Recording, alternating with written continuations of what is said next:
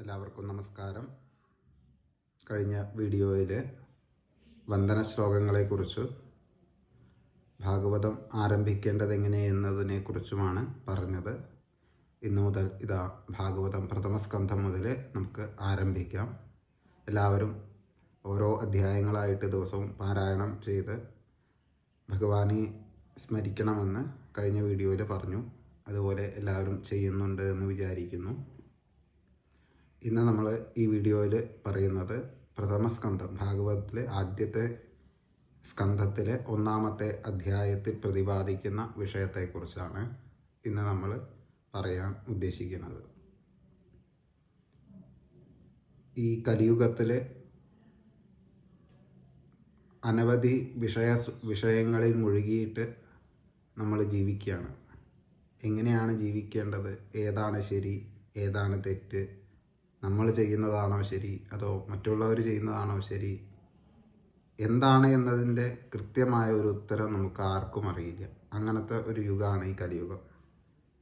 വൈകാരിക തലം കൂടുതലായിട്ട് ഉയർന്നു നിൽക്കുന്ന ഒരു കാലഘട്ടത്തിലാണ് നമ്മളൊക്കെ ജീവിക്കുന്നത്. വികാരത്തിനടിമപ്പെട്ടുകൊണ്ട് ജീവിക്കുക.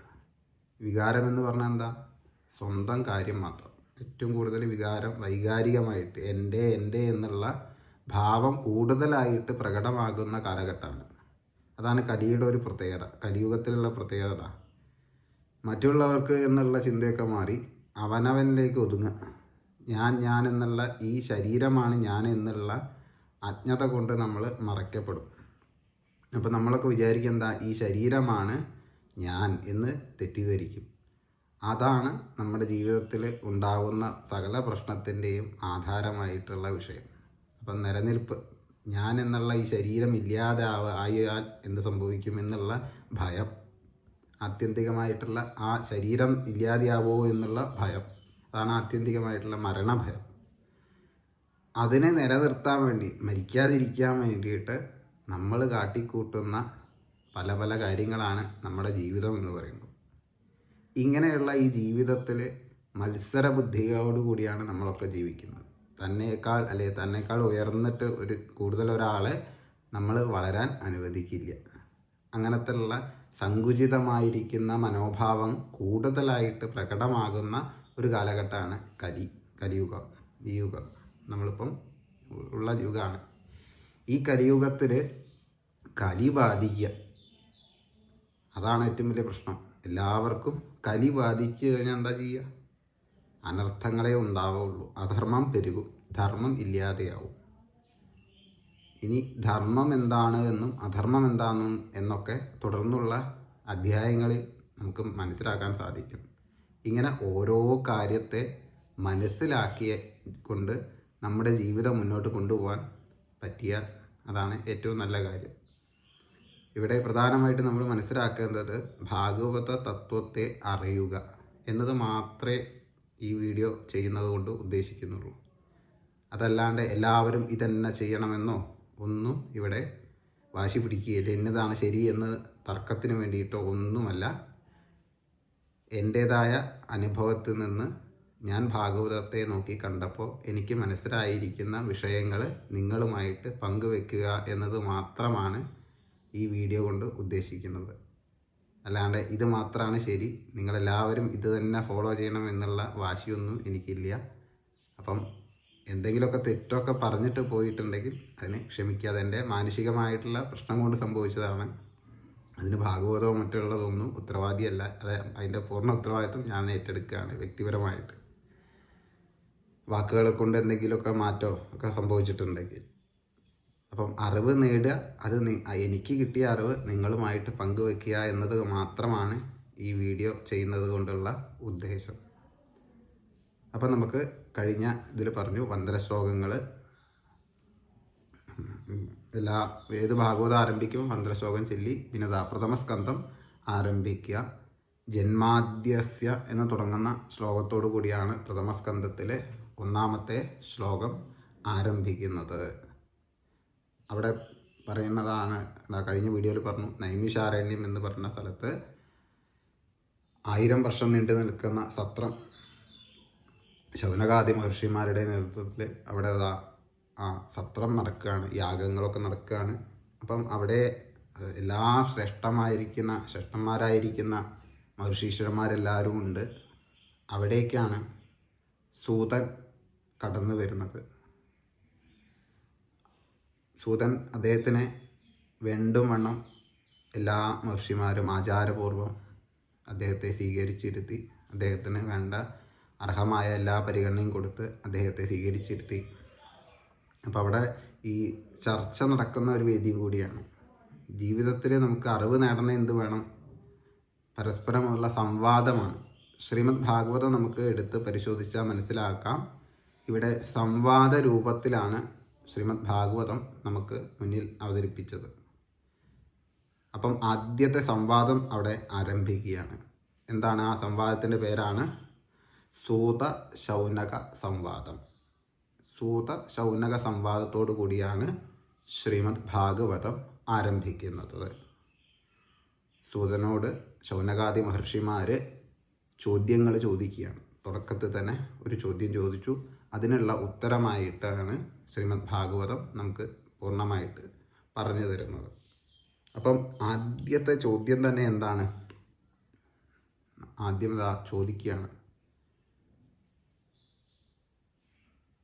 ശ്രീകൃഷ്ണ ഭഗവാന്റെ സ്വധാമഗമനത്തിന് ശേഷം ധർമ്മത്തിന് എന്താണ് സംഭവിച്ചത്? ഇതാണ് ആദ്യത്തെ ചോദ്യം. അപ്പം അതിനുള്ള ഉത്തരമാണ് പിന്നീട് പറഞ്ഞു കൊടുക്കുകയാണ് സൂതൻ. എന്തൊക്കെയാണ് അതിന് ശേഷമുള്ളത്? അപ്പം ആ ഒരു കൃത്യമായിട്ട് നമ്മളൊരു സിനിമയൊക്കെ കാണുമ്പോൾ, തിരക്കഥയൊക്കെ കാണുന്ന പോലെ അവിടെ മുതൽ ഫ്ലാഷ് ബാക്ക് പറയാൻ ആരംഭിക്കുക. ഒരു കഥ, ഒരു മെയിനായ ഒരാളിങ്ങനെ പറയും, അങ്ങനെയല്ലേ സിനിമയിലൊക്കെ കഥ ഇങ്ങനെ പറയും, പിന്നെ അതിൻ്റെ ഫ്ലാഷ് ബാക്ക് പറയുന്നത് പോലെ തന്നെ ഇവിടെ ശ്രീകൃഷ്ണൻ്റെ സുധാമഗമനത്തിന് ശേഷം എന്താണ് സംഭവിച്ചത് എന്നാണ് ആദ്യത്തെ ചോദ്യം. ആ ചോദ്യത്തിനുള്ള ഉത്തരമായിട്ടാണ് ധർമ്മത്തിന് എന്ത് സംഭവിച്ചു. ഇങ്ങനെ ഓരോ ചോദ്യങ്ങൾ ചോദിക്കുകയാണ്. ആ ചോദ്യങ്ങളിൽ നിന്ന് ഉപചോദ്യങ്ങളുണ്ടാകുന്നു, സന്ദർഭങ്ങളുണ്ടാകുന്നു, മുന്നേ ഉണ്ടായ കാര്യങ്ങൾ പറഞ്ഞു കൊടുക്കുന്നു. അങ്ങനെ ഓരോ കാര്യങ്ങളും ചോദ്യോത്തര രൂപത്തിലാണ് ശ്രീമദ് ഭാഗവതം ഉള്ളത്. അപ്പോൾ അത് നമ്മൾ മനസ്സിലാക്കണം. അപ്പം ഭാഗവതം ആരംഭിക്കുന്നത് എവിടെ വെച്ചിട്ടാണ്? ആദ്യത്തെ സംവാദം സൂത ശൗനക സംവാദത്തോടു കൂടി. പലരും തെറ്റിദ്ധരിച്ചിട്ടുണ്ട്, ശ്രീശുകനും പരീക്ഷിത്തുമാണ് ഭാഗവതം. അങ്ങനെയല്ല, ഈ നമ്മളുടെ കയ്യിലുള്ള ഇത് എവിടെ ആരംഭിക്കുന്നത്? സൂത ശൗനക സംവാദത്തോടു കൂടിയാണ് ഭാഗവതം ആരംഭിക്കുന്നത്. അതിൻ്റെ അവർ പറഞ്ഞു കൊടുക്കുന്നതിൽ ഇടയിൽ വരുന്നതാണ് എന്ത്? ശ്രീശുക പരീക്ഷിത്ത് സംവാദമൊക്കെ വരുന്നത്. അപ്പം സൂതൻ ആ കഥ അല്ലെങ്കിൽ ആ തനിക്കുള്ള അറിവ് പറഞ്ഞു കൊടുക്കുകയാണ്. അപ്പം സൂതൻ എന്ന് പറഞ്ഞാൽ ആരാണ്? ശ്രീശുക ബ്രഹ്മർഷിയുടെ ശിഷ്യനാണ്. ആ എല്ലാ അറിവുകളും നേടിയ ആളാണ്. ശ്രീശുകൻ ആരാണ്? വ്യാസൻ്റെ പുത്രനാണ്. ഇങ്ങനെ അറിവ് പരസ്പരം കൈമാറി വന്ന, അപ്പം എല്ലാ പുരാണങ്ങളെക്കുറിച്ചും ഇതിഹാസങ്ങളെക്കുറിച്ചും എല്ലാത്തിനെക്കുറിച്ചും നല്ല അറിവുള്ള ആളാണ്.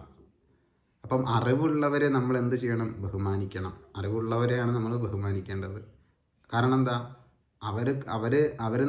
അവരെ നിലനിർത്തേണ്ടത് നമ്മുടെ ആവശ്യമാണ്. നമുക്ക് അറിവില്ലാത്ത ആൾക്കാർ എന്ത് വേണം? അറിവുള്ളവർക്ക് വേണ്ട കാര്യങ്ങൾ ചെയ്തു കൊടുക്കണം. എങ്കിലാണ് നമ്മളുടെ നിലനിൽപ്പിന് പോലും അത് ഗുണകരമായിട്ട് തീരും. അതല്ലാണ്ട് അവർക്ക് വേണ്ട കാര്യമൊന്നും ചെയ്തു കൊടുക്കാതിരുന്നാലോ നമുക്ക് അറിവില്ലാത്തതുകൊണ്ട് അനർത്ഥങ്ങളും ഉണ്ടാവും. അപ്പോൾ അറിവുള്ളവരെ നമ്മൾ എന്ത് ചെയ്യണം? ബഹുമാനിക്കണം. ഒരു കൊച്ചു കുട്ടിയാണെങ്കിൽ പോലും അറിവ് നല്ല കാര്യമാണ് പറയുന്നതെങ്കിൽ, അല്ലെങ്കിൽ അറിവാണ് പറഞ്ഞു തരുന്നതെങ്കിൽ അത് സ്വീകരിക്കാനുള്ള മനോഭാവമാണ് നമുക്ക് ഉണ്ടാവേണ്ടത്. ഈ ലോകത്ത് നമ്മൾ മനസ്സിലാക്കേണ്ട കാര്യത, എല്ലാത്തിനെയും ഉൾക്കൊള്ളാൻ നമ്മുടെ മനസ്സിന് സാധിക്കും, അല്ലെ? നമുക്ക് അത് സാധിക്കും. എന്തുകൊണ്ടാണ് സാധിക്കാതെ? അത് കാരണം നമ്മൾ തന്നെയാണ്. നമ്മൾ തന്നെ വേണ്ടാത്ത ഒരു അതിർവരമ്പ് നമ്മൾ ഇട്ട് വയ്ക്കുക. ഒരാളൊരു കാര്യം പറഞ്ഞാൽ അത് അയാൾ പറയാൻ മുഴുവൻ കേൾക്കാനുള്ള മനോഭാവം ഉണ്ടാവേണ്ടത്. വേണമെങ്കിൽ സ്വീകരിച്ചാൽ മതി, അല്ലേത് അവിടെ കിടന്നോട്ടെ. നമുക്ക് കൃത്യമായ ഒരു ഡിസിഷൻ പവർ ഉണ്ടാക്കിയെടുക്കുക. അതാണ് പേഴ്സണൽ ഡെവലപ്മെൻറ്റ് എന്നൊക്കെ പേഴ്സണാലിറ്റി അല്ലേ. അപ്പം നമുക്ക് കൃത്യമായിട്ട് ഒരു ഇതുണ്ടാക്കിയെടുക്കണം. അപ്പം എല്ലാത്തിനെയും സ്വീകരിക്കാനുള്ള മനോഭാവം ഉണ്ടാവുക, അതാണ് വേണ്ടത്. അപ്പം ഇവിടെ ഈ ചോദ്യം ആ ധർമ്മത്തിന് എന്ത് സംഭവിച്ചു, അപ്പം അവിടെ പറഞ്ഞു കൊടുക്കുകയാണ്. അതാണ് തുടർന്നുള്ള അധ്യായങ്ങളിലെ കൂടിയാണ് ഇത് പറഞ്ഞു കൊടുക്കുന്നത്. അപ്പോൾ ആദ്യത്തെ അധ്യായത്തിൽ പ്രതിപാദിക്കുന്ന ഈ ചോദ്യം മാത്രമാണ്. അപ്പോൾ അതാണ്. അപ്പോൾ ഭാഗവതം ആരംഭിച്ചു. എന്താണ് ജന്മാദ്യസ്യ ആ ശ്ലോകത്തിൻ്റെ അർത്ഥത്തിൽ പറയണു, ഈ പ്രപഞ്ചത്തെയും എല്ലാം പരിപാലിച്ചു കൊണ്ടിരിക്കുന്ന ഭഗവാൻ, എല്ലാവർക്കും മനസ്സിന് ആനന്ദം നൽകുന്ന ആ ഭഗവാനെ നമസ്കരിച്ചുകൊണ്ട് അതാ ഭാഗവതം ആരംഭിക്കുന്നു. പിന്നീട് അവിടെ സൂതനെ വേണ്ട വിധം സ്വീകരിച്ചിരുത്തി അദ്ദേഹത്തിനോടായി മഹർഷിമാർ ചോദ്യം ചോദിച്ചു. ആദ്യത്തെ ചോദ്യം അതാണ് ഒന്നാമത്തെ അധ്യായത്തിൽ പറയുന്നത്. ഇനി അടുത്ത അധ്യായത്തിലാണ് അത് എന്താണ് സംഭവിച്ചത് എന്നൊക്കെ തുടർന്ന് പറയുന്നത്.